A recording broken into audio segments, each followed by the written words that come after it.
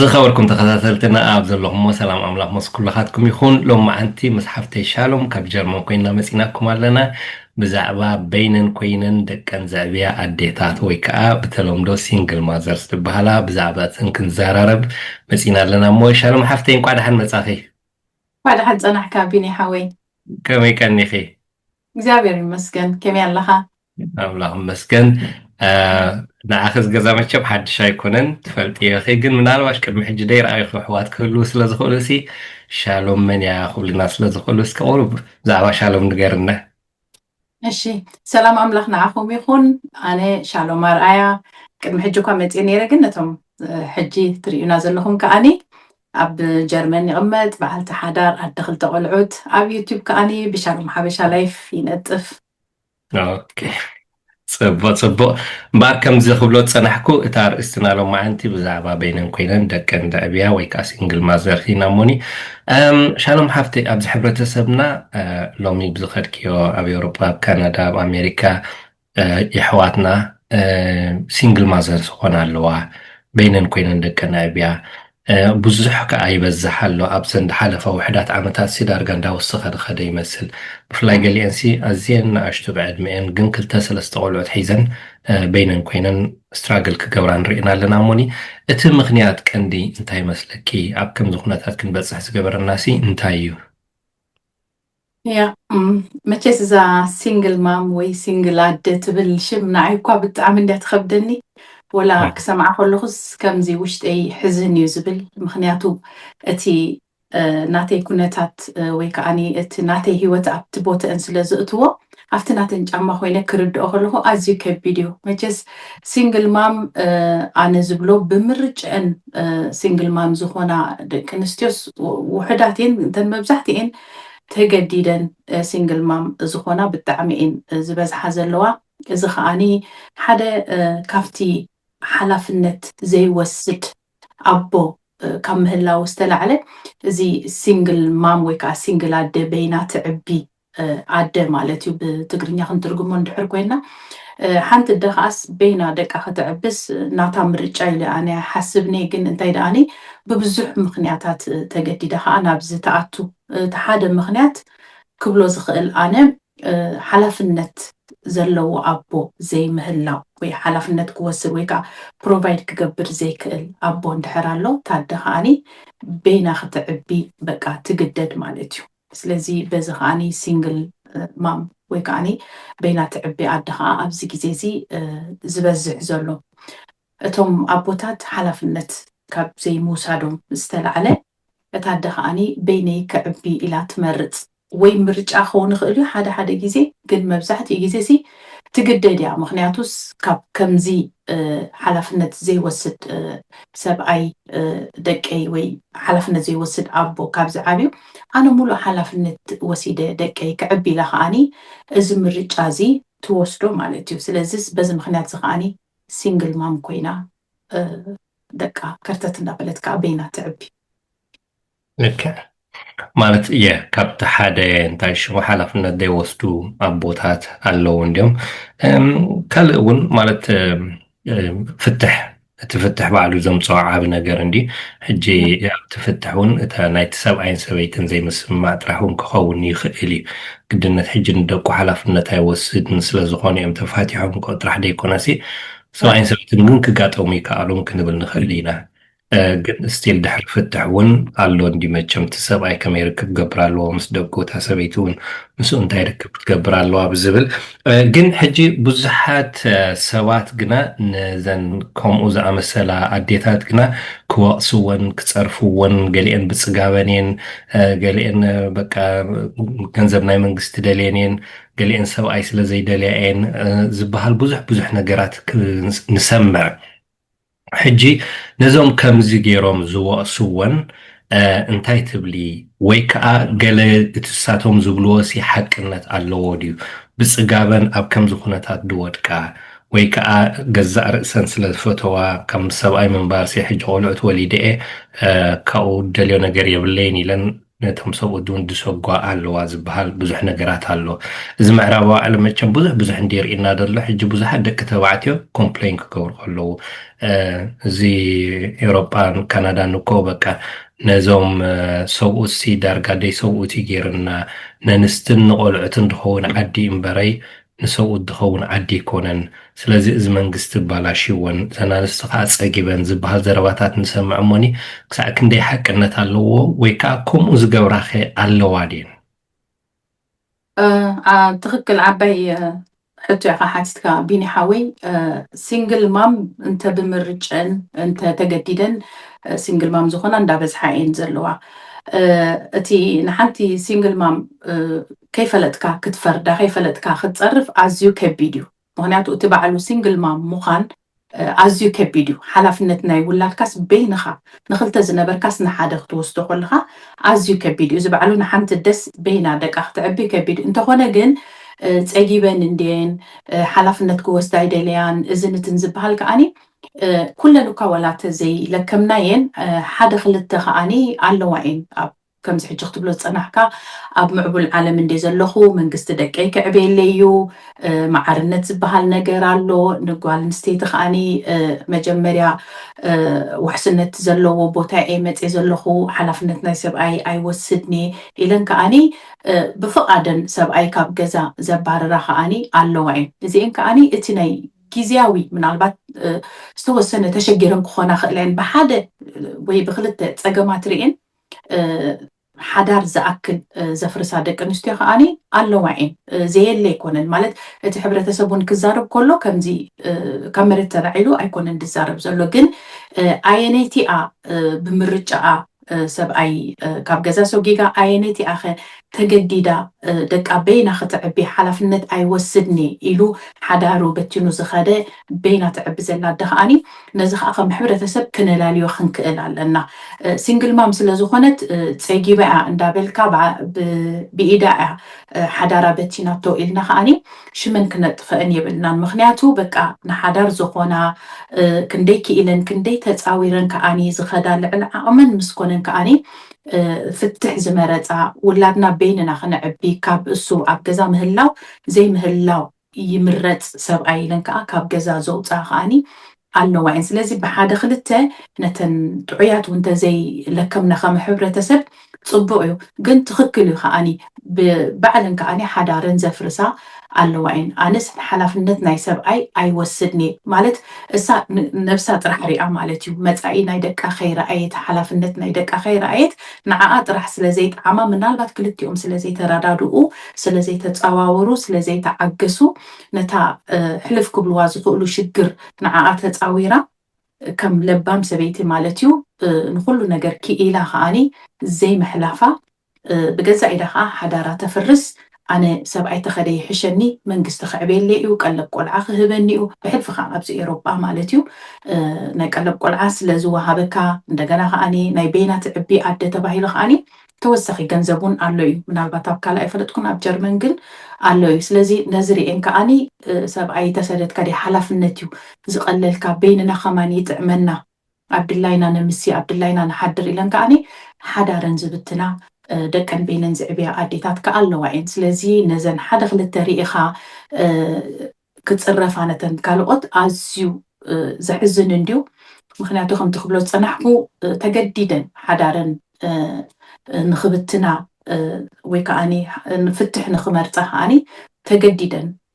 ዝወሰና ከዓኒ ስለ ዘለዋ እየን ምክንያቱ ድሓን ኣነ ክጉዳእ ንደቀይ ከምቲ ኣዴታትና ዝሓለፍኦ ማለት እዩ ንዓይ ይኽፍኣኒ ደቀይ ምስ ኣቦኦም ክዓብዩ ኢለን ከዓኒ ዝተዓገሳ ብዙሓት እየን ግን ኣብ መጨረሻ ከዓኒ ነዚ ነገር ክውስንኦ ዝተገደደ ከዓ ብዙሓት ኣሕዋትና እየን ዘለዋ ስለዚ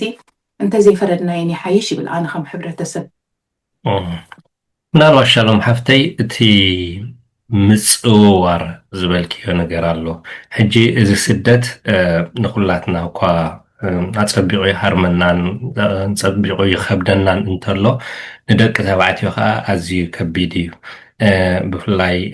ሓድሽ ባህሊ ሓድሽ ኩነታት ሓድሽ ቦታ ሓድሽ ቋንቋ ስለ ዝኾነ ብዙሓት ደቂ ተባዕትዮ ክሽገሩ ከለዉ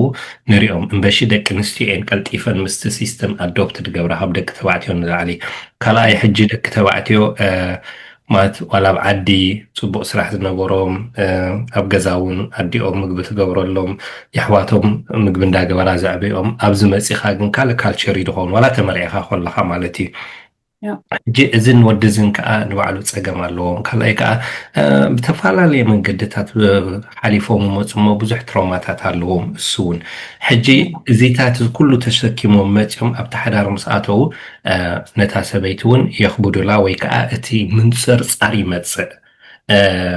ግን ውሽጦም ድህብዎም ነገር ሓደ ነገር ስለ ዘሎ እዩ ከም ዝበልኩ ብዙሕ ነገራት ተሰኪሞሞ ዝመፁ ነገር ስለ ዘሎ ኣብዚ ዓዲ ኣትዮም እውን ከም ዝበልኩ ዋላ ናይ ፅሬት ዲንዖ ንዓይ ኣይከውን ድብልዎ ስራሕ የጋጥሞም እሞ ዓቕሎም ይፀቦም የንፀርፅሩ ሽዑብ ገዛ መፂኻ ምንፅርፃር ሕጂ ምናልባሽ ተን ደቂ ኣንስትዮ ኣብ ከምዚ ኩነታት ቁሩብ ዶ ተፀዋርነት ከርእያ ኣለዎን ክርዳእሎም ኣለዎን ትብል ነቶም ደቂ ተባዕትዮ ያ ትኽክል ቢኒሓወይ መቸስ እቲ ዝመፃናዮ ባክግራውንድ ባዕሉ ዓቢ ተፅዕኖ እንዲ ዘለዎ ወዲ ተባዕታይ ከምቲ ክትብሎ ዝፀናሕካ ኣብ ገዝኡ ስኒ በዲኡ ብሓፍቱ ተሓጊዙ ኩሉ ኣዲኡ እንዳገበረትሉ ሓፍቱ እንዳገበረትሉ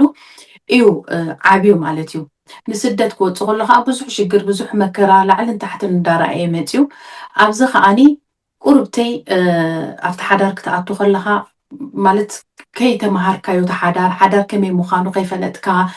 ወይ ብንእሽተኦም ክመፁ ክእሉ እዮም ትምህርቲ ከይወሰዱ ተመክሮ ወላ ሓንቲ የለን ማለት እዩ ኣብዚ ከዓኒ ሓዳር ከምዚኡ ኣብ ስደት ተባሂሉ ተመኺሩ ተማዒዱ ዝኣተወ ሰብ የለን ኩላትና ዝኣተናዮስ ከምኡ ኢና ኣቲና ማለት እዩ ሕጂ ኣብቲ ሓዳር ምስ ኣተኻ ከዓኒ ከምቲ ጓል ኣንስተይቲስ ቀልጢፍ እያ ትነቅሕ ኣብ ስደት ንቋንቋ ቅልጥፍቲኣ ክትወሃሃድ ቅልጥፍቲኣ ማለት ሲ ከምዚ ኦፕን እያ ጓል ኣንስተይቲ ንኩሉ ሲ ቀልጢፍ እያ ትቕበሎ ወዲ ተባዕታይ ከዓኒ ሪዘርቭ እዩ እንደገና እቲ ኣተዓባብያት ባክግራውንድ ከዓኒ ኣሎ ሕጂ ኣብቲ ሓዳር ጓል ቁርብተይ ልዕል ኢልያ እንድሕር ተረኣያ እቲ ወዲ ኩሉ ግዜ ከምዚ ታሕቲ ዝኾነ እዩ ድመስሎ ምክንያቱ ወዲ ተባዕታይ ኩሉ ግዜ ርእሲ ገዛ ስለዝኾነ ሰብኣይ ርእሲ ገዛ ስለዝኾነ እታ ጓል በቃ እሳ ክትመርሕ ትጅምር ከይተረዳእካ ማለት እዩ እቲ ፖዚሽን ናይቲ ወዲ ተባዕታይ ሲ ጓል ኣንስተይቲ ክትሕዞ ትጅምር በዚ ከዓ እቲ ወዲ ተባዕታይ ከዓኒ ሓደ እቲ ክእለት የለን ካልኣይ ከዓኒ እታ ጓል ከዓ ትዕብሉላ እያ ዘላ እታ ጓል ኣንስተይቲ ሕጂ እንታይ እዩ ድስምዖ በቃ ማለት ከምዚ ትሕት ዝበለ ኮይኑ እዩ ድስምዖ እሳ ከዓ ትንዕቆ ዘላ ኮይኑ ስለ ድስምዖ ሕጂ ትፀርፀር ገለሎ ብዝተኸኣለና መጠን ንሕና ደቂ ኣንስትዮ ማለት እዩ ንሰብኣይ ቀዳምነት እንተሃብና ወላ ዝኾነ ነገር እንፈልጦ እኳ ወላ ተኾናሲ በቃ ሓደ ክንዕገሶም ከምቲ ዝበልካዮ ማለት እዩ እንደገና ከዓ ብፍቕሪ ብትዕግዝቲ ከዓኒ ሓደ ነገር ምርኣይ ምክንያቱ ጓል ኣንስተይቲ ብባህሪኣ እንድሕር ልዕል ኢላ ካብ ወዲ ተባዕታይ ክትንዕቕ እያ ትጅምር ማለት እዩ እግዚኣብሔር እንድሕር ዘይረዲኡና እግዚኣብሔር ምስትውዓል እንድሕር ዘይሂቡና እቲ ናትና ቦታ በቃ ካብኡ ወፂና ናፍቲ ነቲ ወዲ ተባዕታይ ቦታ ኢና ንሕዝ ጓል ኣንስተይቲ ታሕቲ ሰብኣይ ላዕሊ እንዲ ኩሉ ግዜ ዝነበረ እዩ ኣብ ቦታትና በዲታትና ዝነበረ እዩ ሰብኣይ ኩሉ ግዜ ፕሮቫይደር እዩ ሰበይቲ ከዓ ካብ ሰብኣይ ተቐቢላ እያ እቲ ሓዳር ተከናውን ማለት እዩ ኣብዚ ግን እታ ሰበይቲ ከምኡ ክትገብር ክትጅምር ኮላ ምስቲ ሕብረተሰብ ምስቲ ዘላቶ ዓዲ ሕጊ ንጓል ኣንስተይቲ ቀዳምነት ጓል ኣንስተይቲ ክትከብር ኣለዋ ጓል ኣንስተይቲ ከምዚ ክበሃል ከሎ እታ ጓል ኣንስተይቲ እቲ ተፃዋርነት ኣብቲ ወዲ ተባዕታይ እንዳበሎት እያ ትኸይድ እንዳነዓቆት እያ ትኸይድ ሕጂ ክትፈልጦ ኣለዋ ካብ ምንታይ እዩ መፅዩ ማለት ካብቲ ሕብረተሰብ ንሳውን ስለዝመፀት ናብኡ ክንምለስ ከዓ ክንክእል ኣለና እዚ ዓዲ ኦፖርቹኒቲ ስለዝሃበና ተሰማዕነት ስለዘለና ደቂ ኣንስትዮ ስለዝኾና ቀዳምነት ዝበሃል ነገር ማዕርነት ዝበሃል ነገር እዚ መሰላት ወላዳ ኣተሃቡና ካበይ ከም ዝመፃና እቲ ናትና ባህልና እቲ ናትና እምነትና ከዓ ክንርስዖ የብልና እዚ እንድሕር ጌርና እዩ ንሓና ክብረትና እዚ እንድሕር ጌርና ኢና ከዓ ንሓዳርና ፅቡቅ ክኸይድ ዝኽእል እዚ እንድሕር ጌርና ኢና ከዓ ደቅና ኣቦና ኣደን ማሚቑና ከዓ ክንዕብዮም ንኽእል እንተዘይኮይኑ ግን ንሰብኣይ ክንዕቕ እንድሕር ጀሚርና ናቱ ቦታ ናቱ ፖዚሽን ክንሕዝ እንድሕር ጀሚርና ወላ እኳ ኣነ ቅድሚኡ ይምፃእ ነቲ ቋንቋ ይምለኮ ነቲ ዓዲ ይፍለጦ ፅቡቅ ስራሕ ፅቡቅ ደሞ ዘይሃለወኒ ሰብኣይ ምዃኑ ግን ክርዳእ ክኽእል ኣለኒ መራሒ ናይዚ ገዛ መራሒ ናይዚ ቤት ምዃኑ ከዓኒ ንዕኡ ከዓ ክስሕቶ የብለይን ኣነ ዘእተኹ ይእቱ ዝተምሃርኩ ፍልጠት ይሃልወኒ ኣክቲቭ ይኹን ሰልፍ ኮንፊደንስ ይሃልወኒ ኣነ ንሰብኣይ እንድሕር ኣኽቢረ ጥራሕ እዩ ናተይ ሞገሰይ ናተይ ክብረተይ ካባይ ሓሊፉ ከዓ ናብ ደቀይ ናብ ናተይ ጀነሬሽን ዝኸይድ እንድሕር ንሰብኣይ ኣኽቢረዮ ጥራሕ እዩ ምክንያቱ እዚ ሕጊ ናይ ሰብ ዘይኮነሲ ሕጊ ኣምላኽ ስለ ዝኾነ ከም ጓል ኣንስተይቲ ከዓ ሕጊ ኣምላኽ ኣኽቢረ ኣብ ገዛይ ዝኸይድ እንድሕር ኮይነ ሰብኣየ ከዓ ከም ንግስቲ እዩ ዝሕዘኒ ማለት እዩ ወላ እቲ ቋንቋ ይምለኮ ወላ ሓንቲ ኣክቲቪቲ ኣይሃልዎ ንዓይ ከኽብረኒ እዩ ንምንታይ ስለ ዘኽበርክዎ እቲ ሓዳርና ከዓኒ ፅቡቅ ይኸይድ ደቅና ከዓኒ ተደጋጊፍና ተራዳዲእና ተፃዋዊርና ከዓኒ ደቅና ክንዕቢ ንኽእል ግን ሰበይቲ እቲ ዘላቶ ቦታ እቲ ዘላቶ ስራሕቲ ትእትዎ ደሞዝ ብኡ እንድሕር ትውከል እንድሕር ኮይና ንሰብኣያ ክትንዕቕ ትጅምር እሞ ተፃዋርነት ከዓ ይህልዋኒ ስለዚ እታ ዘምፀኻያ ሕቶ ክንፃወሮም ኣለና ሰብኡትና ተፃዊርና ክነሕልፍ ክንክእል ኣለና ንኣሽቱ ነገር ደቀቕቲ ነገር እንዳምፃና ኣብ ሓዳርና ንጨቃጨቕ እንድሕር ኮይና ንሰብኣይ ምንን እንድሕር ንብሎ ኮይና ናይ ግድን ሰብኣይ ኩሉ ግዜ ሰላም እዩ ዝደሊ በቃ ሰላም ትቦ ሰበይቲ እዩ ዝደሊ እንድሕር ኣብ ገዝኡ ሰላም ኣሎ እሱ ከዓ ብሰላም ነታ ገዛ ክመርሓ ይኽእል እዩ ብሰላም ከዓ ደቁ ክዕቢ ይኽእል እዩ ሰላም እንድሕር ሲኢኑ ጥራሕ እዩ ደገ ደገ ክብል ካብኡ ሓሊፉ ከዓ ናብ ካልእ ዝኸይድ ናብ ሓዳር ምፍራስ ስጋብ ደቀይ ኣይሪኦምኒ ደቀይ ኣይዕቢኒ ዝብል ነገራት ከዓ ዝመፅእ እሞ እዚ ከዓኒ ሓደ ዓብ ፀገም ኮይኑ ዘሎ እዚ ዘለናዮ ቦታ እዚ ምዕቡል ዓለም ከዓኒ ኣይዕድመናን እዩ ዘሎ እንተኾነ ግን ካበይ ከም ዝመፃና ከዓኒ ንድሕሪት ተጠዊና ክንምለስ ክንክእል ኣለና ከም ደቂ ኣንስትዮ ኣዴታትና ክንመስል ኣለና እዩ ዝብል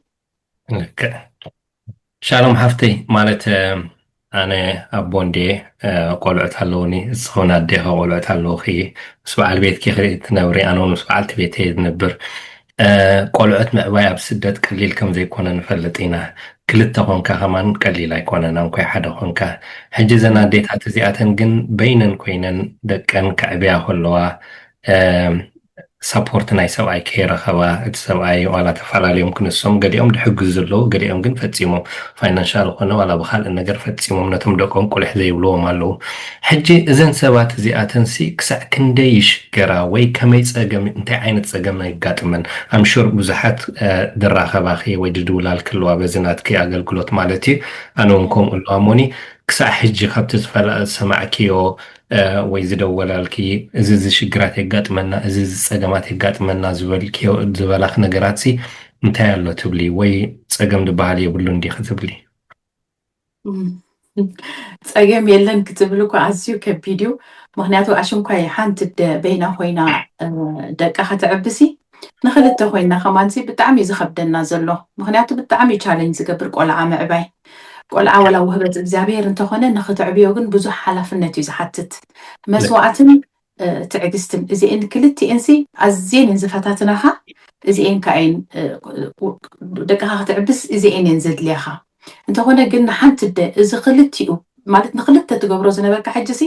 ንሓንቲ በይና እያ እዚ ሓላፍነት ኩሉ በይና ክትሽከሞ ኣብ ዝባና ማለት እዩ ከምቲ ዓንቲ ወይ ዝበልኩኻስ እዛ ሲንግል ማም ክሰምዓ ከለኹሲ ኣዝያ ትከብደኒ ምክንያቱ ነፍሰይ ኣብ ቦታ ኣኽሪኦ ከለኹስ ኣዝዩ ከቢድ እዩ ምክንያቱ ሓንሳእ ክልቴና ከማንሲ ካብ ዓቕምና ንላዕሊ ይኮነና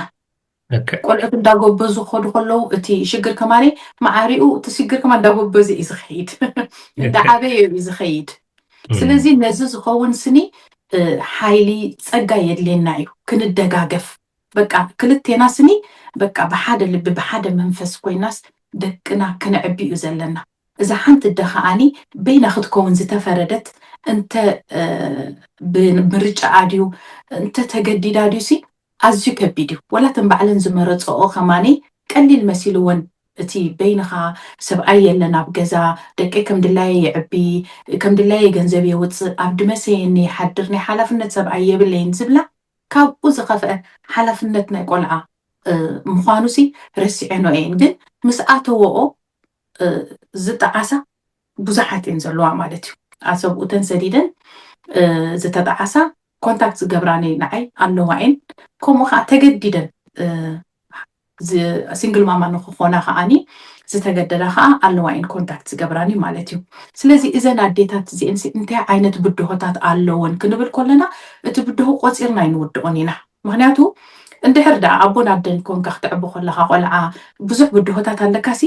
እታ ንበይና ዘላ ደስ ማዕረ ክንደይ ብድሆታት ዘይብላ። እቲ ቀዳማይ ብድሆ በይና ንደቃስኒ ሓላፍነት ናይ ደቃ ወሲዳ ኣብ ትምህርቶም ኣብ ጥዕንኦም ኣብቲ ናቶም ስነ ምግባር ሞራሎም ብኩሉ ተጠንቂቃ በይና ሓላፍነት ክትወስድ ስኒ ኣዝዩ ከቢድ እዩ። ሓንቲ ክንሳሲ ኣብ ኩሉ ክትርከብ ኣለዋ። ከዓ ሓደ ኮነን 2-3 ቆልዑ ተለውካ ከዓኒ ኢማጂን ማዕረ ክንደይ ከቢድ እዩ። ስለዚ ኣብ ኩሉ ክትከውን ዛደ ብዙሕ በርደን ኣለዋ ማለት እዩ። ብዙሕ ሓላፍነት ኣለዋ። ኣዝዩ ንክትሓስቦ ከማን ከቢድ እዩ። ከመይ ይኽእልኦ ከማን እዘን ገሊአን ኣዴታት ንኩሉ ኣኽኢለን ክኸዳ ብደገ ክትሪአን ከለካ ኣዝዩ ከቢድ እዩ። ሲንግል ማም ወላ እታ ኣደ ማለት እዩ ኣነ ባዕሊ ሕጂ ምስ ሓዳረይ ከለኹ ስኒ ቀትሪ ቡርታዓት ኢና፣ ቀትሪ ጀጋኑ ኢና፣ ምሸት ግን ድኹማት ኢና። ብሕልፊ ሲንግል ማም ከዓ ምሸት ድኽምቲ እያ። ደቃ ምስ ኣደቃቐሰት ኢሞሽናል በቃ ትጉዳያ ሙሉእ መዓልቲ ክትሃልኽ ውዒላ በቃ ንዕዕርፊ ኣጆኺ ኣነ ከይደ ክሪኦም እየ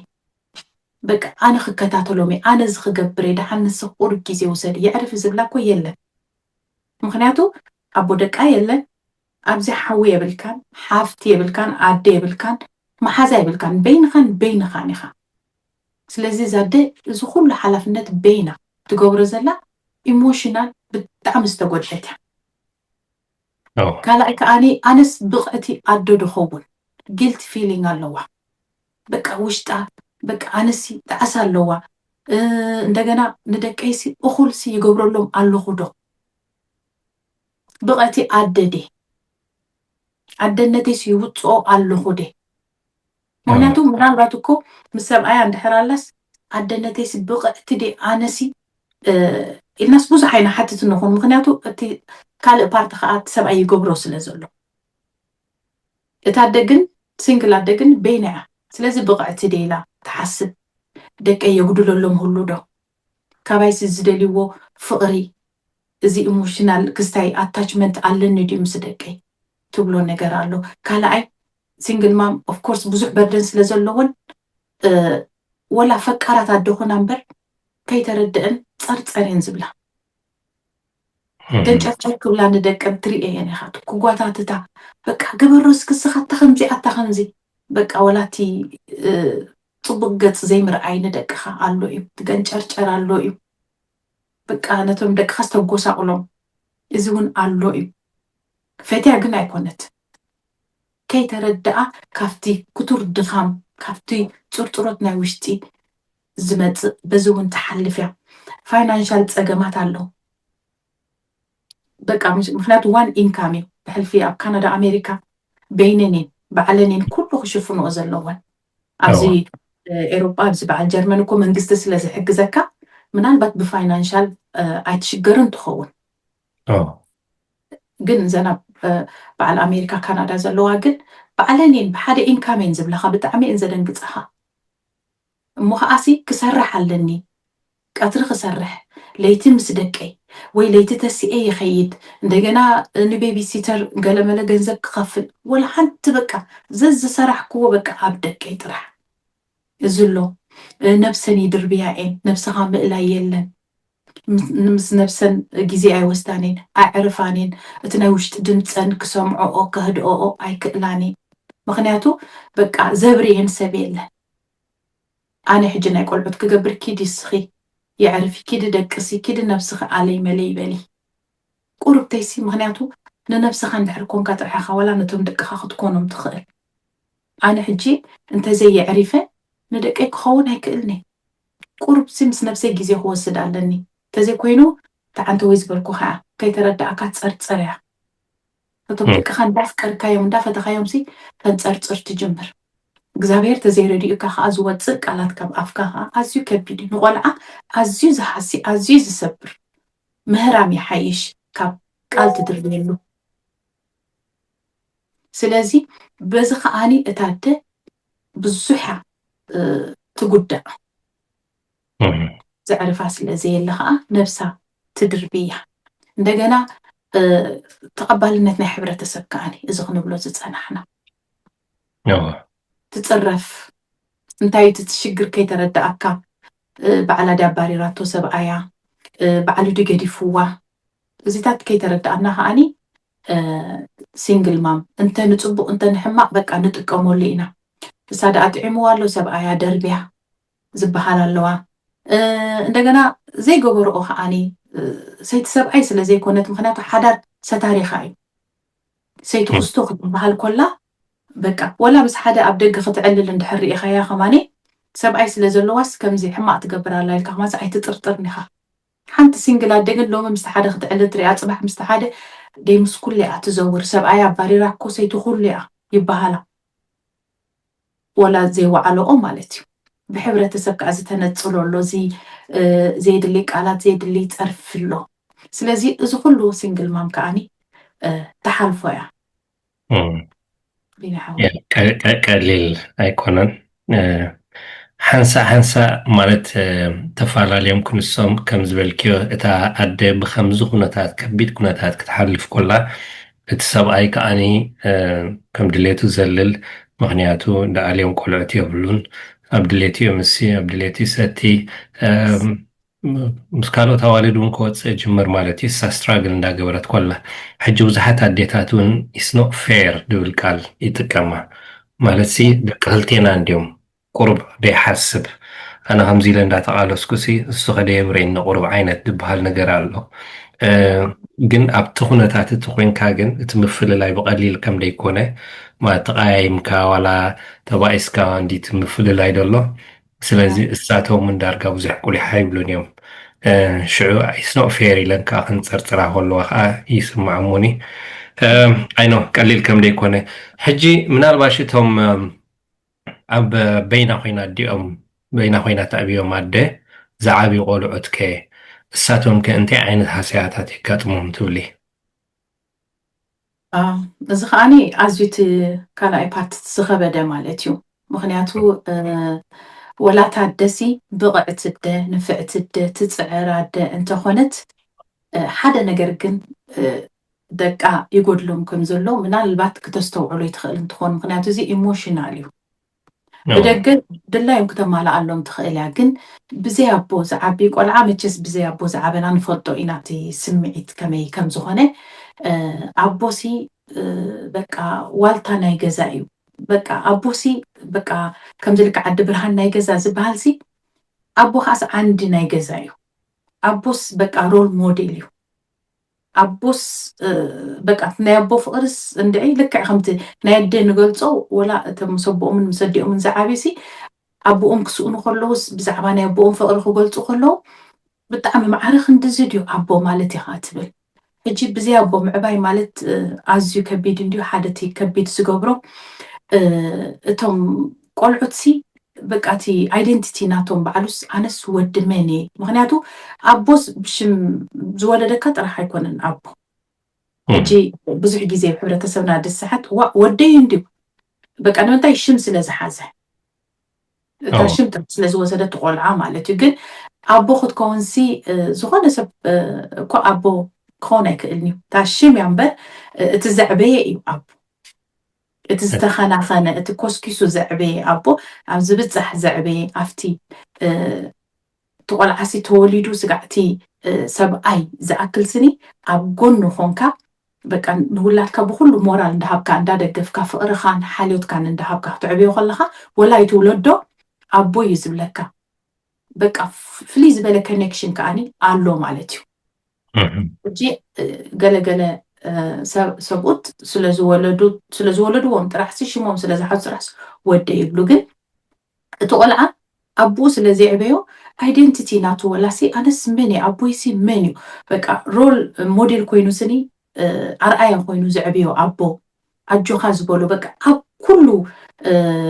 نتفتاتو أب كله تي مايلستون ناتو أب كله تمعبالتات أب كله تعبيتو مسؤوس لزي نبرر مسؤوس لزي سنيو تي تا نايا بوت بالبوتاسي كل جيزي سكفتيا نعاسي ኣትዩስ ዝገጥማ ዝመልኣስ የለን ስለዚ በዚ ኩሉ ግዜ ውሽጦም ቶም ቆልዑት ከዓኒ ይጉድኡ እዮም ዓዲኦም ኩሉ ነገር ክትገብረሎም ትኽእል እያ ግን እዚኣ ነገር እዚኦም ክትገብረሎም ኣይትኽእልን እያ ወላታ ዝነፍዐት ኣደ መስዋዕቲ ከፊላ ንደቃ ኩሉ ነገር ትገብርሲ እታ ናይ ኣቦ ቦታ ኣቦ ትብል ነገር ግን ክትመልኣስ ኣይትኽእልን እያ ስለዚ እዚ ቆልዓ ከዓኒ ዕድሜኡ ሙሉእ በዚኣ ጎደሎ ኮይኑ እዩ ዝዓቢ ክንዲ ሰብ ኣኺልካሲ በቃ ኣቦ ኢልካ ትሓስብ ከለኻስ እንታይ ይመስል በቃ ኣቦነት ኣቦይ እኳ ይዕበየኒ ንዓይ ኣቦይ እኳ ኣብ ጎነይ ኣይነበረን ኢልካ በቃ ድስማዓካ ተስተማስል ኢኻ በቃ ሕጂ እንዳስተማሰሉ እዮም ዝዓብዩ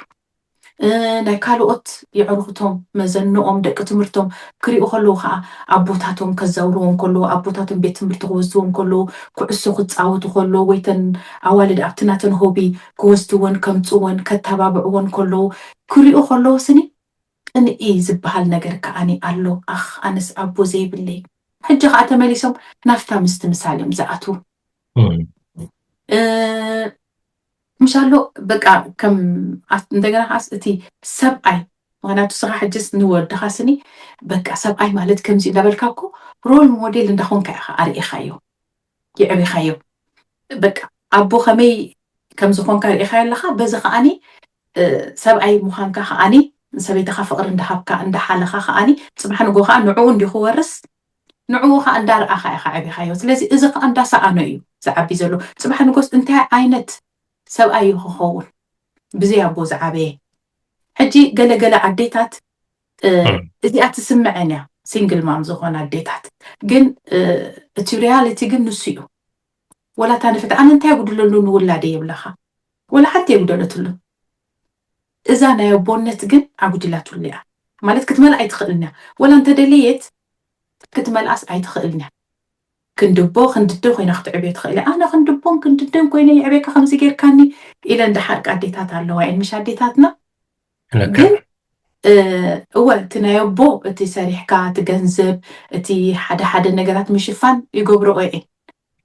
እታ ፍቕሪ እታ ኢሞሽን እታ ኮኔክሽን እሳ ግን የላን እሳ እንዳሰኣነ እዩ ቆልዓ ከዓ ዝዓቢ ስለዚ ኩሉ ግዜ እንዳስተማሰለ ኩሉ ግዜ ኣቦይ ዘየለ ኩሉ ግዜ ኣነ ወዲ መነ ኣነ መን ኣቦይ መን እዩ ዝብል ሕቶ ዘይምለስ ሕቶ ኣቦ ጥራሕ መፂኡ ክምልሶ ዝኽእል ኣቦ ጥራሕ መፂኡ ከርእዮ ዝኽእል ነገር ከዓኒ ሒዞም ቶም ቆልዑት ይዓብዮም እዚ ከዓኒ ንፅባሕ ንጎ ከዓኒ ብጣዕሚ እዩ ኣፌክት ዝገብሮም እንታይ ዓይነት ሰብኣይ ከም ዝኸውን ሲ ኣዝዩ ከቢድ ምክንያቱ ኣዲኡ ስትራግል እንዳገበረት ይርኢ ኣሎ ኣደ ከዓኒ ምሻሎ ነዲኡ ክሕጉሳ ከዓኒ ከርተት ኢላ ትዕብዮ ስለ ዘላ ነዲኡ ክሕጉስ ከዓ ምንጭ ሰላም ሓጎስ ናይ ኣዲኡ ከዓኒ ክኸውን ከዓ ይግደድ እዩ ዘሎ ስለዚ ኣዲኡ ፀርፀር ክትብል ኮላ ገለ ክትብል ኮላሲ ነዲኡ ክሕጉስ በቃ ሓደ ነገር ክገብር እዩ እዚ ከዓ ምንታይ እዩ ዘእትዎ ዘሎ ኣብ ስቃይ እዩ ዘእትዎ ዘሎ ነቱ ገለ ነገርሲ ጎዲልዋ ታደ ፀርፀር እያ ትዘላ ደኺማ ድያ ብዙሕ ነገር ኢሞሽናሊ ትጉድኦ ነገር በይና ትዕብዮ ስለ ዘላ እቲ ሕጂ ሓጎስሲ ካብ ደቃኻ ትደልያ እያ ደቃ ክሰምዕዋ ደቃ ክእዘዝዋ ገለስ ትደልያ ስለዚ በቃ ምንጭ ሓጎስ ናይ ኣዲኦም ከዓንሲ ክኾኑ ኣለዎም ቆልዑት ስለዚ እዚ ከዓ ሓላፍነት ኣለዎም በዚ ከዓ ብጣዕሚ እዮም ድፅቀጡ ዘለዉ እቶም ቆልዑት ማለት እዩ ብዘይ ኣቦ ዝዓብዩ ሻሎም ሕጂ እንድሕር ናይ ኣቦ ምስቶም ደቁ ምርኻብ ወይ ርክብ ክሳዕ ክንዲዚ ኣድላይ ኮይኑ ሓደ ሓደ ኣዴታት ግን ከም መቕፃዕቲ ነቲ ሰብኣይ ምስ እቶም ቆልዑት ምስ ኣቦኦም ክራኸቡ ዘይደልያ ኣለዋ ገሊአን ከዓ ዝደልያ እቶም ኣቦታት ከዓ ዝኣብዩ ኣለዉ ትርድእኒ ኣለኺ ሕጂ ነተን ደቀን ምስ ኣቦኦም ዘይራኸብኦም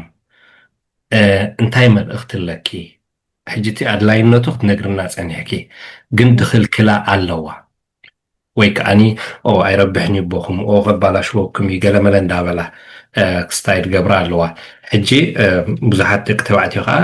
ኣዲኦም በቃ ከልኪላትኒ ብዛዕባ ሕማቅ እያ ትነግሮም ሕማቅ እያ ትዛረቦም ንሳቶም ክመፁ ይደልዩን ኣት ዘ ሴም ታይም ከዓ እሳውን ክረኽቦም ኣይደልየንን እያ ስለዚ ብከምዚ ምክንያት مساء تفعلالي مس دقيقة أهم دفعلالي جيراتن زبلو ألو هم إلهم نتنا نستدخسون ألو حجي نزنا كم أزجبرا عديتات انتاي مخرم حبكين يا عباي حتى بين حويزيا انت سبعين انت سبيتي نسحتو نجر الله كلتينا اي ترداد عنا كلتينا استسانينا حدار كنقبر اي كألنا جن تسانينا ديكنا خنعبي جن نخلينا هي هوتنا عندما رحنا حدرنا تفاتحنا كلنا ديكنا خنعبي نخلينا اتي تأجم جن انتينا كالتيفنا نفت نيجاتيف نجرينا نخي اتسابعي كالتيفو مستفاتحة كالتيفو دكون خيري كافتم دكم كريو زي دليو مالتيو كالتيفو طبعا كمان زحز سرح دسرح زنبري قلتيفو خاب سرح يوص نمنتاي قدب قلعه خي كفل ازيوم قلعت من وليدوم بين حوي سبيت بينخ تولد ايتخلنا سب اي بينو ولد ايكلني كلتيوم تسمامي عمنا زون قلعت مشان طعمهم نابز عالم كلتيوم كا تسمامي عم كعبيوم الله عدا خاني كومو قلت فيلا كريئن نديو دقو ترئيو مقطعتي نسب ايسي كم مقطعتي غيرن زوستو نسبيتي كم مقطعتي غيرن زوستو سوت الله اتم قلعت ግን እንታይ ግዲዮ ቶም ቆልዑት ሲ እንታዮም በዲሎም እንታዮም አቢሶም እንተኾነ ኣብ ዝኹፉእ ዘመን ተፃዊርና ተረዳዲእና ደቅና ክንዕቢ ነይሩና እንተዘይኮነ ግን ዘይረዳድእ ነገር መፅዩ ተፋቲሕና ኣለና ደቅና ግን ተረዳዲእና ክንዕብዮም ኣለና ንሕና ሲ መፅኢልና ካብዞም እዚ ምዕቡል ዓለም እኮ ከምዚኡ ንብሎ እቲ ፅቡቕ ነገር ዘይንወስዶ እቲ ፅቡቕ ነገር ንገድፎ እቲ ሕማቕ ነገር ከዓኒ ካብ ባህልናን እምነትናን ወፃእ ዝኾነ ንሕዞ እቲ ፅቡቕ ሰናይ ነገር ዝኾነ ከዓ ዘይንሕዞ ካብኦም ሕጂ ሓንቲ ነገር ንሳቶም ዝገብሩ ሰብኣይ ከማን ቀልጢፉ እንድሕር ተፋቲሖ ቀልጢፉ ጠበቓ ሒዙ ደቀይ ክርኢ ኣለኒ ደቀይ ከይትኽልክለኒ እዮም ዝብሉ ይፈቐደለይ ሓደ ሰሙን ምሳይ ወይ ሓደ ዊኬንድ ምሳይ ሓደ ዊኬንድ ምስ አንዳብሉ ሲ በቃ ይደልይዎ ይጽምኡዎ በቃ ምስ ደቆም ክኾኑ ምስ ደቆም ጊዜ ክሕልፉ እሳኮ ናብራ ሓዳር ኣለዋ እሱ ናብሩ ሓዳር ኣለዎ ግን ንደቁ የምጽኦም ወይ ከዓ ንደቃ ተምጽኦም ማለት እዩ ይራኸቡ ከሓምም ከሎ ተቆልዓ ክልቲኦም ሓላፍነት ኣለዎ እቲ ናይ ክልቲኦም ሓላፍነት ዝፈረምዎ ስኒ ኣይፍርስዎን እዮም ወላ ተፈላለዮም ሲ ኣይፈርስን እዩ ሓደ ምክንያት ኣለዎ ዝፈርስ ከምዚ ገበን እንድሕር ኣለዎ ገለ እንድሕር ኣለዎ ኣብ ጥቃቶም ቆልዑት ከይበፅሕ ወይ ከዓ ንሳ እንድሕር ኮይና ኣብ ጥቃቶም ቆልዑት ከይትበፅሕ ዝፍረድ ነገር ኣሎ እንተዘይ ኮይኑ ግን ፉል ራይት ይወሃቦም ማለት እዩ ታሰበይቲ እንድሕር ኣሚና እቲ ሰብኣይ ከዓ እንድሕር ኣሚኑ ክልቲኦም ተሰማሚዖም ክልቴና ክንሰማማዕ ኢና ናባና ጉደፍዎ ከማን ይብልዎም እዮም ኣብቲ ቤት ፍርዲ ንሕና ግን ኣብ ቤት ፍርዲ ጠልጠል ከብሎ እየ ደቁ ተሪኡ ክሪአኒ እዩ ከሪኦ እንዴ ክሰርሓሉ እንዴ ክትሪአኒ እንዴ ቀለብ ናይ ቆልዓ ተሂበያ እዚ ሲ ዕሽነት እዩ ንዓይ ከምሻሎም ዕሽነት እዩ ምክንያቱ ቶም ቆልዑት እንታይ እዮም ገይሮም ንስኻ ኣይተሰማማዕኻን ኣይተረዳድእኻን መመገድኻ ከይትካልካ ግን ተሰማሚዕኻ ተረዳዲእኻ ግን እቲ ሓላፍነት ትወስዶ እኮ ታድያ ብዙሕ ግዜ ሲ ኣነ ደቀይ ክዕቢ ኢሉ ዝወስድ ሰብኣይ ሲ ውሕድ እዩ ኣለዉ ኣምላኽ ይባርኩም በዚ ኣጋጣሚ እዚ ከመስግኖም ዝደሊ ኣለዉ እዮም ቅድሚ ሕጂ ቪድዮ ሰሪሐ ሲ ኣለና እኳ ኢና ንዓና ረሲዕኽና ኢኺ ምስቶም በቃ ደቆም ዝደርበዩስ ምስኦም ዝሓወስክና ደቅና ባዕልና ንዕቢ ዘለና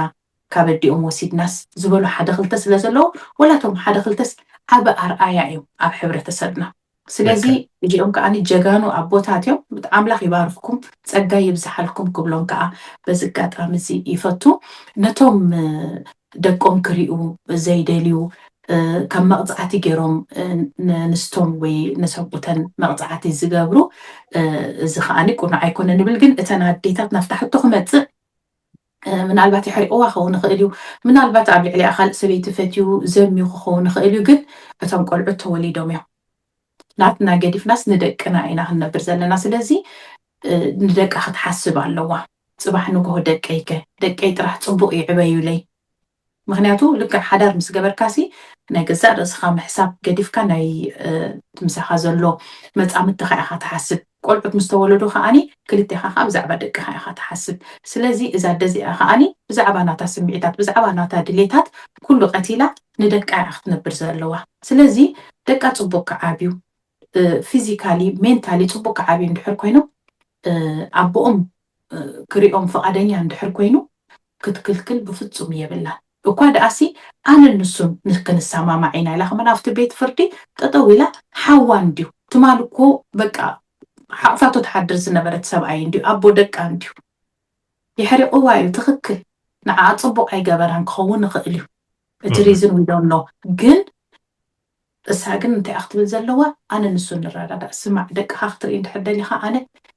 ኣይክልክለካኒ ብዛዕባ ደቅኻ ሕሰብ ከማን ንዕኡሲ ናብ ኣእምርኡ ምናልባት ትኽክል ኣተሓሳስባ ዋላ ተዘይብሉ ስኒ ንዓ ደቅኻ እዮም ፅባሕ ንግሆ ኣቦይ ዝብልኻ ፅባሕ ንግሆ እዚኦም እኮ ናትካ ወለዶ እዮም እዚኦም እኮ ናትካ ዘርኢ እዮም ደቅኻ ኣብድላይካ ክትሪኦም ኣነ ፈቓደኛ እየ እንዳበለት ንዕኡ ክትፈቕደሉ ምስኡ ክትረዳዳእ ገለገለ ኸማሲ ካፍቲ ቤት ፍርዲ ዝፈረዶ ወፃኢ ኸማን ተሓቢኦም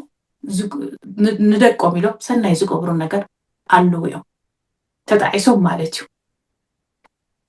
ወላ እኳ ከምኡ እንተዘይገበረት ኣብቲ መጀመርያ ግን ነቲ ነገር እቲ ክተስተኻኽሎ ትኽእል እያ ንመን ኢላ ንደቃ ንዕኡ ኢላ ኣይኮነት ግን ንደቃ ፅባሕ ንጎ ደቃ ፅቡቅ ከዓብዩ ሙሉኣት ኮይኖም ከዓብዩ ወላ ሓንቲ ከይጎደሎም ከዓብዩ ደቃ ከምኡ ክትገብር እዩ ዘለዋ ኦኬ ሕጂ ብደቂ ኣንስትዮ ወገን ክንዛረብ ፀኒሕና ብደቂ ተባዕትዮ ወገን ከ ዋላ በዲላትኒ ድብልሎ ኮ ኣኮርያትኒ ኢሎም ተፈላለዮም ኣለዉ ግን እቶም ደቆም ከዓ ደቆም እዮም ከም ዝበልክዮ ሕጂ ነቶም ንደቆም ዘይርእዩ ዘለዉ ወይ ከዓ በቃ ንዓኣ ስለተቐየምዋ በቃ ነቶም ቆልዑት እውን በቃ ዳርጋ ኢግኖር ዝገበርዎም ኣቦታት እውን ኣለዉ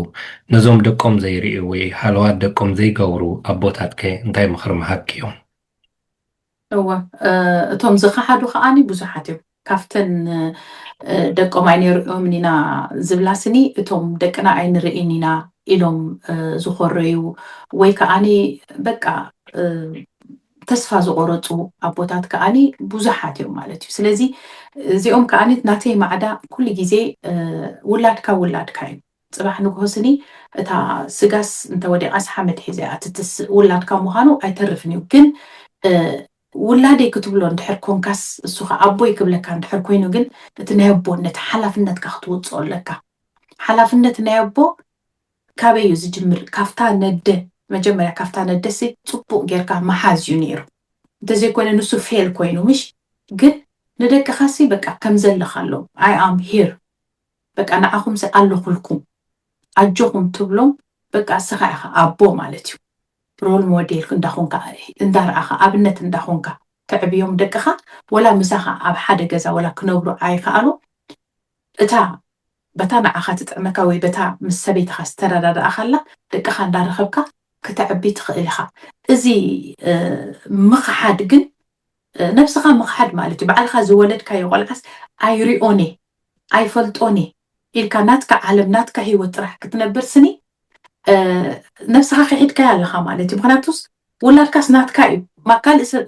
ወሊዱ ዝሃበካ ሰብ የለን ካልእ ሰብ ወሊዱስ እዚ ናትካ ውላድ እኮ ዝበለካ የለን ባዕልኻ ናብዚ ዓለም ኣምፂኻዮ ምሽ እግዚኣብሔር ብውላድ ባሪኾካ ናትካ እዩ ስለዚ ንስኻ ኢኻ ሓላፍነት ክትወስደሉ ዘለካ ከም ኣቦ ከዓ ኩሉ ግዜ ከማን ካብ ኣደ ንላዕሊ ኣደ በቃ ሱፐርናቹራል ዲዩቲ ኮኔክሽን ኣቦ ግን ክብል ኣሎ ከምፅኦ ኣለዎ እቲ ነገር እቲ ይርክብ ስኒ ከምፅኦ እዩ ዘለዎ እሱ ከዓኒ ፅዒሩ ብሓሳብ ምዃን ግዜ ብምሕላፍ መገዲ ብምርኣይ በቃ ብምኹስኳስ ደቅኻ ፍቅሪ ብምሃብ ብምልጋስ ግዜ ብምሕላፍ ኢኻ ነቲ ነገር እቲ በቃ ኣቦ ከብለካ ዝኽእል ኣደ ግን ናቹራሊ በቃ ኣደይ ኩነትን ዝብላ ሰብ እኮ የለን በቃ ኦሬዲ ጠኒሳ ዝወለደቶ ንሳ ስለ ዝኾነት እቲ ኮኔክሽን ሲ ባዕሉ እዩ ዝመፅእ ናቹራሊ ኣቦ ግን ኣብቲ ገዛ ብምህላው ብምኹስኳስ ኣለኹልካ ብምባል ብኩሉ ሳፖርት ብምግባር ብምድጋፍ ዝመፅእ ነገር ትቦነት ሽዑ እዮም ዝፈልጥዎ ሽዑ እዮም ዘስተማቕሮ እዚ በኣይ ኣቦይ ኢሎም ኣክሴፕት ዝገብርዎ ስኒ በቲ ንስኻ ትገብሮ ነገር እዩ በቃ እቲ ኮኔክሽን ሽዑ እንዳማዕበለ እዩ ዝኸይድ እስኻ ግን እንድሕር ውላደይ ኣይኮነን ኢልካ እንድሕር ኣብቲ ናትካ ዓለም ኣብ ናትካ ሰልፊሽነስ ሂወት እንድሕር ትነብር ኣለኻ ግን ነብስኻስ ክሒድካዮ ኣለኻ እየ ዝብላ ኣነ ምክንያቱ ውላድካስ ወሊድካዮ ኢኻ ናትካ እዩ ስለዚ ነቲ ዝወለድካዮ ከዓኒ ፅባሕ ንግሆ ፍሪኡ ክትርኢ እንድሕር ኮንካ ውላደይ ክትብሎ ኣለኹ ክትብሎ ኣለካ እዞም ወሊዶም ዝኽሕዱ ብጣዕሚ እዮም ዘሕዝኑኻ ብጣዕሚ ኣትኪደ ወሰድዮ ግድብልዎን ኣለዎ ምሽ ከሪኦም ገለ የምፅኢ ነግራኒ ከሪኦ ወላስ ኣብቲ ዘለዎ ቦታ ምሽ ሒዘዮ ኸይድ ሕዝክዮ እንዶ ጥፍእ ካብዚስ ሕዝክዮ ጥፍኢ ኪድለይ ካብዚ ረሓቕለይ ኣብዘይ እቶ ኣቴ ይረኽቦ እቲ ዘለዎ ቦታ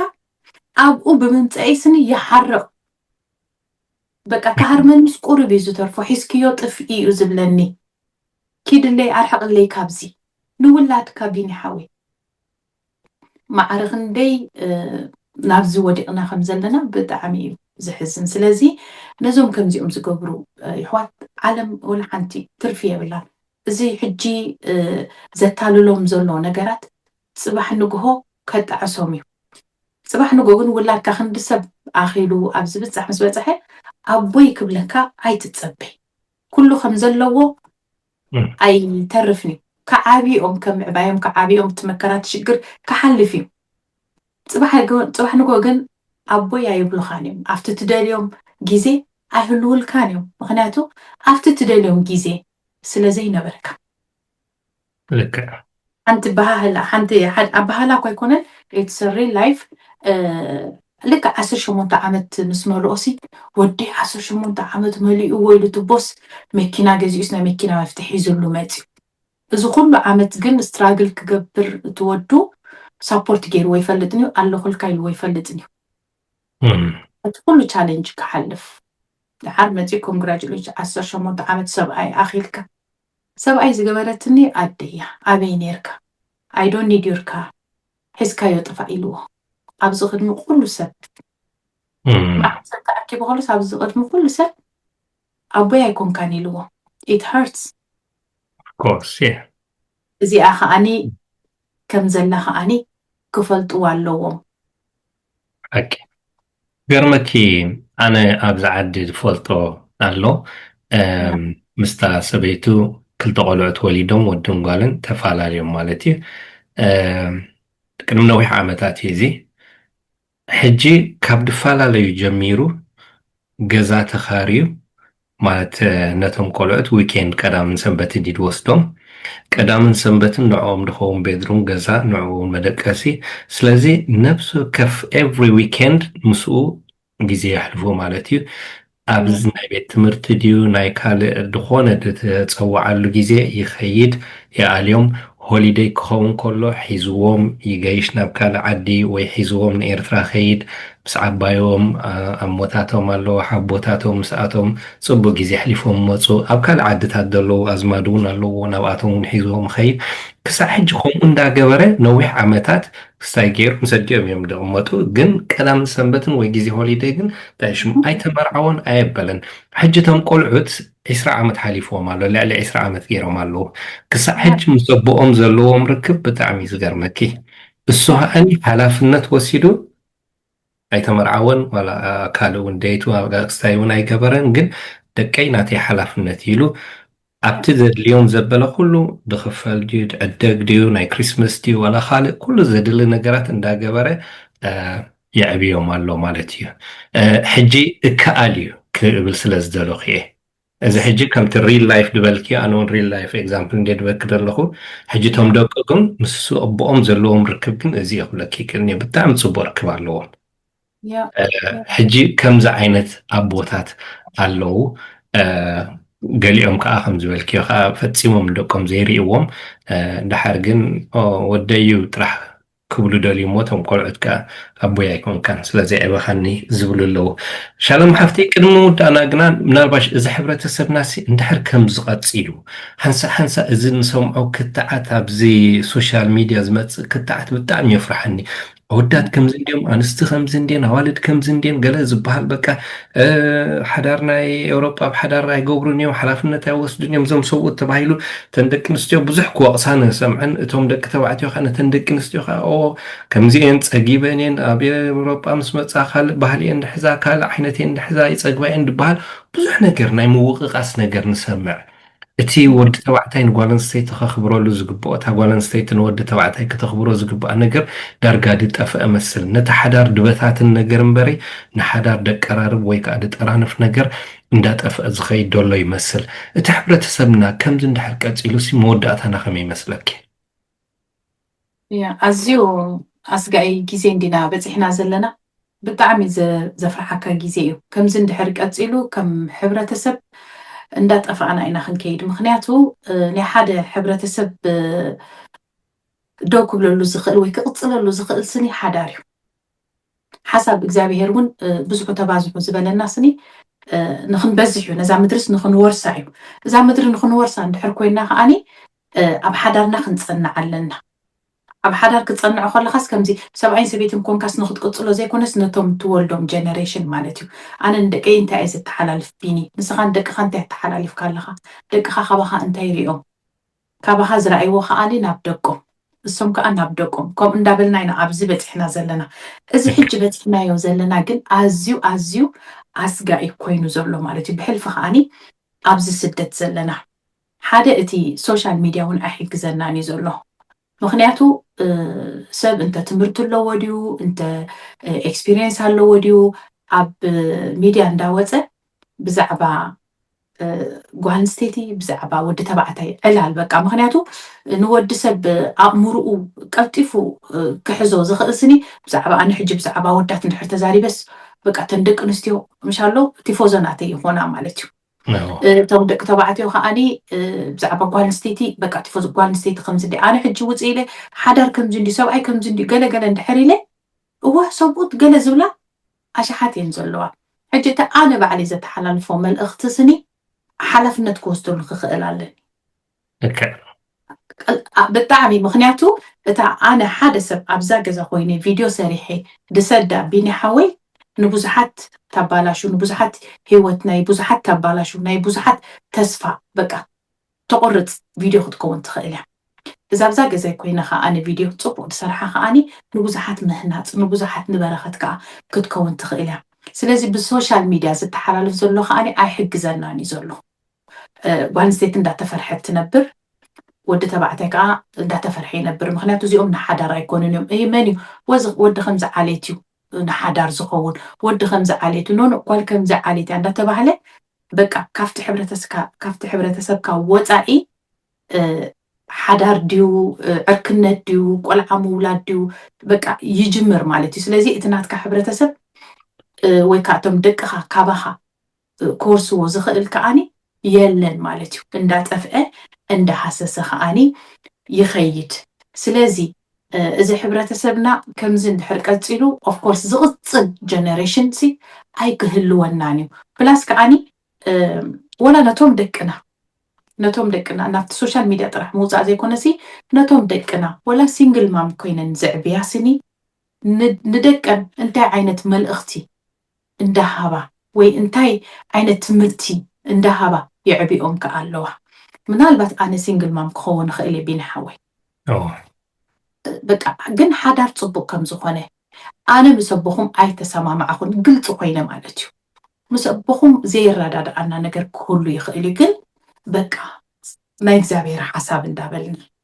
سبعين سبيتم بحساب كنوبرو أنت زي تردادي كأني بقى أبو بقى إن شاء الله نيجاتيفيتي نيابو مزراب زي كونسني بقى تحرك أنا ولا حرقوا وخون خلي ديسابوينت كير وخون خلي بوش تحيزاقن نعا أيد عمل نايدك أمتعي نخطبق نايدك أمتعي نخطعم إتا أبتجزا تعبي زلا ولا صباح نقول سبعي كي تتسلل بزي حدار كي تتعرف وين إذا كان نفرحوا نجارات كما تخيلي عدي بينا بقى نايدي أنا جر بقى مشان أبوش تعاتيسي سبعي كوا عيد لينيو بينها مخاني حيش ويكا سبيتي زبل كماني كابتي زوادق حدار كابتي زفارس حدار زمت حسابات كويسة أنزقتو بيني حاوي اندحر ويكا أني اتعدى بتسبعي كت مشالو كمزي أبيوز كت كون اندحر رئة تاقوالا سبعي عيدلينيو كتبل تجمر مالتي وي بينا خط مرت بزي حدار سبعي اندات قلقت ወይ ከዓኒ ናብ ካልእ ናፍቲ ዘይተደለየ ነገራት ከዓኒ ናብኡ እውን ክትከይድ ትኽእል እያ ስለዚ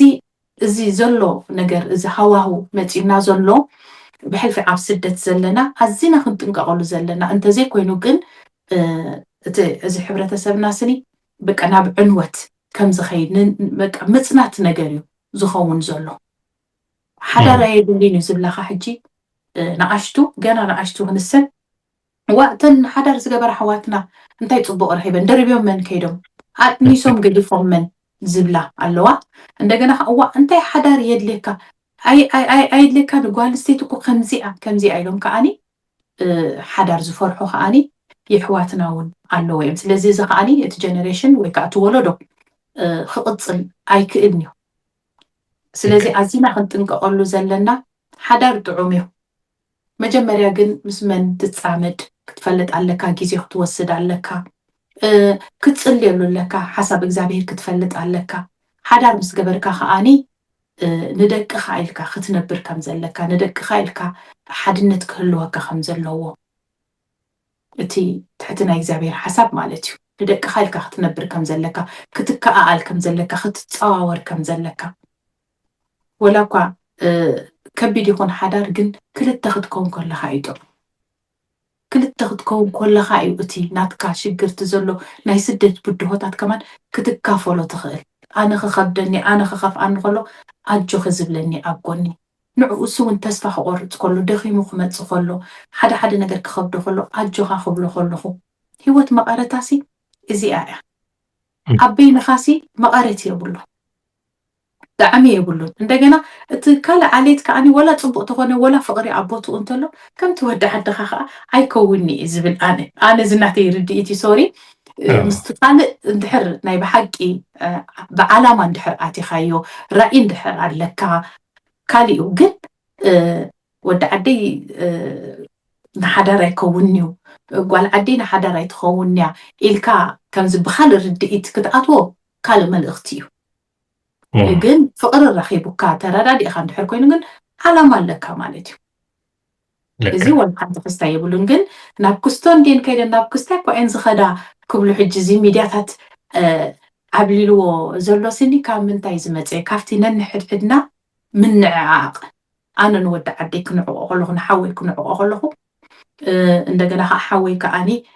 ክንዕቐኒ ከሎ ማለት እዩ ክላዚአ እንደኣነ ተን ደቂ ከም ዝንበር ክብል ከሎ ካብኡ ዝመፀ እዩ ስለዚ ነንሕድና ንዳለይ ነንሕድና ንከባበር ነንሕድና ንፋቐር እሱ እዩ መልክዕና እሱ እዩ ከዓኒ ሞገስና እየ ዝብል ኣነ ልክዕ ሻሎም ሃፍተይ ብዙሕ ፅቡቅ ፖይንታት ክትብልና ፀኒሕኪ ምናልባሽ ቅድሚ ምውዳእና ትብልዮ ናይ መጨረሻ ክትመሓላልፍ እየ ትደሊ መልእኽቲ ተሎ ዕድል ክበኪ እየ ቴንኪዩ ቢኒሓዊ እዚ ዕድል ስለ ዝሃብካኒ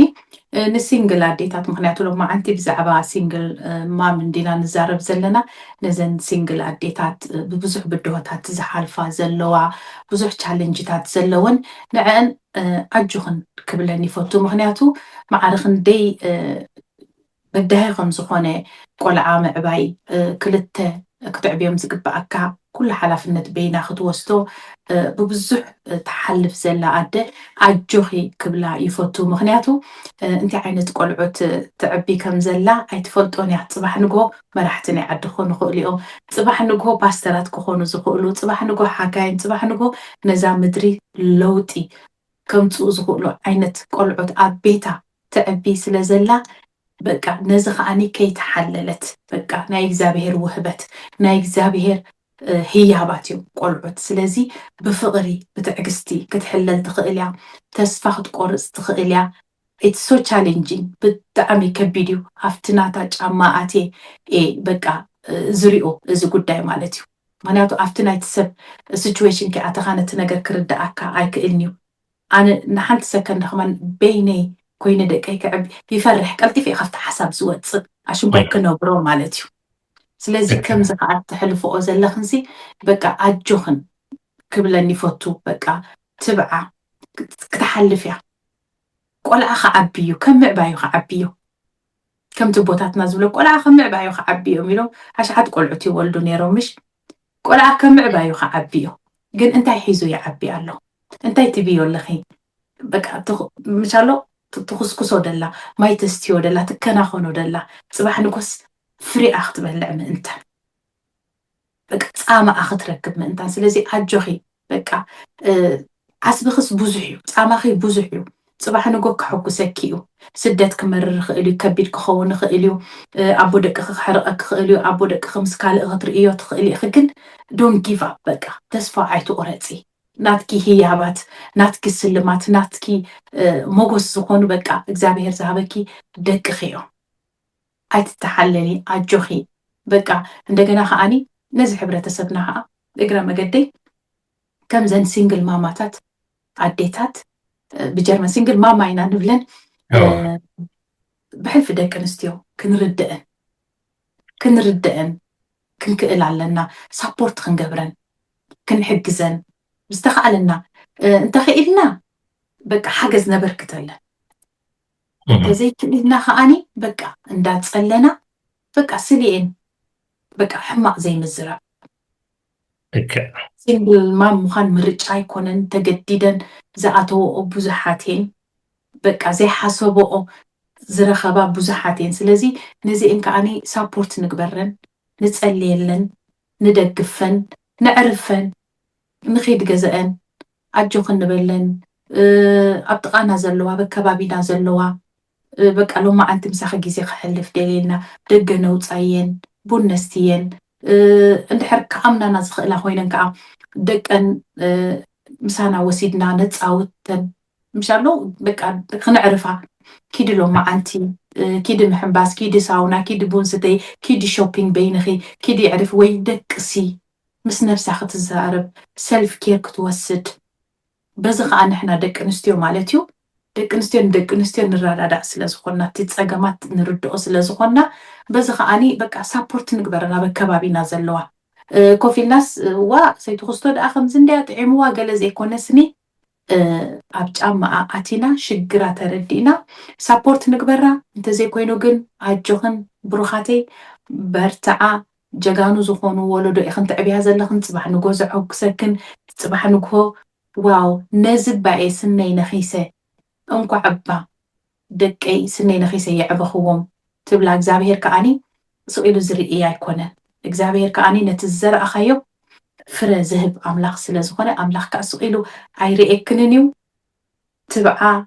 ክብለክን ይፈቱ ተባረኻለይ ብሩኻት ኢኽን ቴንክዩ ሻሎም ሃፍተይ ምናልባሽ ነቶም ክከታተሉ ክዝደልዩ እቲ ናትኪ ዩቲብ ቻነል እንታይ ድብል ካልእ እውን ብምንታይ ክረኽቡ ክኽእሉ እስኪ ሓበሬታ ተሂብክና ቴንክዩ ቢኒ ሓወይ ናተይ ዩቲብ ቻነል ሻሎም ሓበሻ ላይፍ እያ ትብል ብሻሎም ሓበሻ ላይፍ ክትከታተሉ ንትኽእሉ ኢኹም ኣብ ቲክቶክ ከማን ብሻሎም ሓበሻ ወይ ከዓኒ ሻሊ ክትረኽቡኒ ትኽእሉ ኢኹም ፌስቡክ እውን ሻሎም ጂሰስ ዝብል ከዓኒ ፌስቡክ ኣለኒ ብእውን ክትከታተሉ ንትኽእሉ ኢኹም ቴንክዩ ሻሎም ሃፍተይ ብጣዕሚ ዘመስግነኪ ፈቃደኛ ኮንኪ ከምዚ ኢልክ መፂኺ እዚ ክቡር ዝኾነ ሓሳብ ከተካፍሉና ስለ ዘምሰኺ